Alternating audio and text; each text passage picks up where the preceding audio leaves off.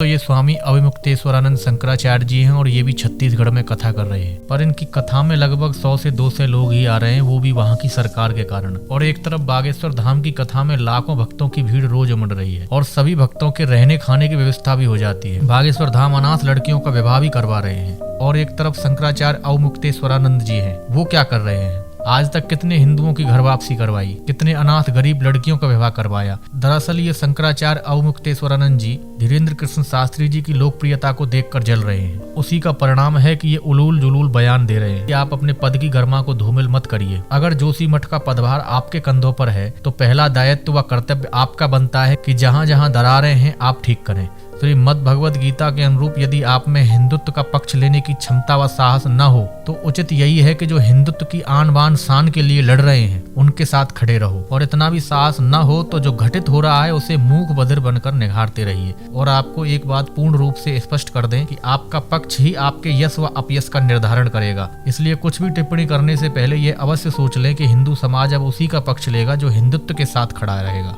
इसलिए हिंदुत्व की नींव रखने वाले व्यक्ति विशेष से कोई मनभेद नहीं होना चाहिए। बागेश्वर धाम के प्रति स्वामी अवमुक्तेश्वरानंद जी के दिए गए विवादित बयान पर सोशल मीडिया पर लोगों के क्या विचार हैं, एक बार अवश्य देखिए। सुनील शर्मा कहते हैं कि पहले अवमुक्तेश्वरानंद स्वयं जोशी मठ की दरारें भरकर दिखाए, अन्यथा शंकराचार्य कहलाना बंद करें। अमित प्रताप अग्निहोत्री जी कहते हैं कि पूज्य शंकराचार्य अवमुक्तेश्वरानंद जी महाराज से क्षमा सहित कुछ निवेदन। बिना बुलाए 4 लाख भक्तों की श्रद्धा एक स्थान पर इकट्ठा हो जाए, कुछ तो शक्ति होगी उस शास्त्री में। आज राष्ट्र धर्म की बात यदि आपके मुख से हो जाती तो शंकराचार्य जी द्वारा स्थापित परंपरा में आम जन का विश्वास और प्रबल हो जाता। वैसे भी यदि आप जैसे कर्मशील और विद्वान यदि इसको ठीक नहीं समझ रहे हैं तो चुप रहकर भी राष्ट्र धर्म में अपनी आस्था व्यक्त कर सकते हैं। आदि शंकराचार्य जी ने जो भी किया उसका मूल था संपूर्ण भारत को एकजुट करना। क्या आपको यह भी स्मरण नहीं रहा कि जब वह शक्तियां हमारे विरुद्ध खड़ी हों तब अपना कितना भी शत्रु हो उनके विरुद्ध नहीं बोलना चाहिए? क्या आपका यह वक्तव्य हिंदू समाज को भ्रमित, विचलित और आक्रोशित करने वाला नहीं है? क्या ऐसा मान लिया जाए कि धर्म में भी 2 पंथ बन गए हैं, एक वह पक्ष जो राष्ट्र धर्म के साथ है और एक वह जो पोथियों के साथ है? पूज्य श्री बहुत दुखी मन से क्षमा के साथ एक कवि द्वारा लिखी पंक्तियां को उद्धृत कर रहा हूँ। यह मत समझो क्रूर काल का पापी केवल व्याघ्र,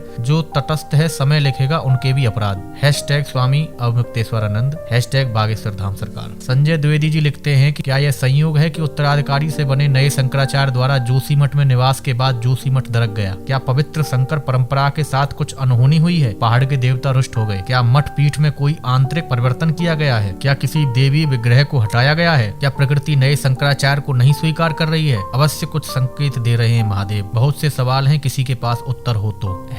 अवमुक्तेश्वरानंद जी। राहुल तिवारी जी ने पोस्ट किया है, रायपुर में गोवर्धन मठ पुरी पीठाधीश्वर ने दिया बड़ा बयान। शंकराचार्य स्वामी निश्चलानंद जी ने अवमुक्तेश्वरानंद को शंकराचार्य मानने से किया इनकार। उत्तराखंड के जल्दियाल कहते हैं कि मैं इन स्वघोषित शंकराचार्य जी के कुकृत्य के लिए उत्तराखंड की ओर से अपनी सभी देशवासियों से माफी मांगता हूँ। मुझे बहुत ही दुख है कि सनातन की टांग खींचने वाला पहला व्यक्ति हमारी देवभूमि से है। भगवान अवमुक्तेश्वरानंद जी को सद्बुद्धि दे। शैलेंद्र मिश्रा पोस्ट करते हैं, बागेश्वर धाम की जय। कंचन तजना सहज है, सहज प्रिया का नेह, मान बड़ाई ईर्ष्या इनका तजना गेह। शंकराचार्य जी से ऐसी अपेक्षा नहीं थी। शंकराचार्य जी ईर्ष्या बस ऐसा व्यवहार कर रहे हैं। अब सनातन धर्म में कोई एक सर्वोच्च धार्मिक पद होना चाहिए।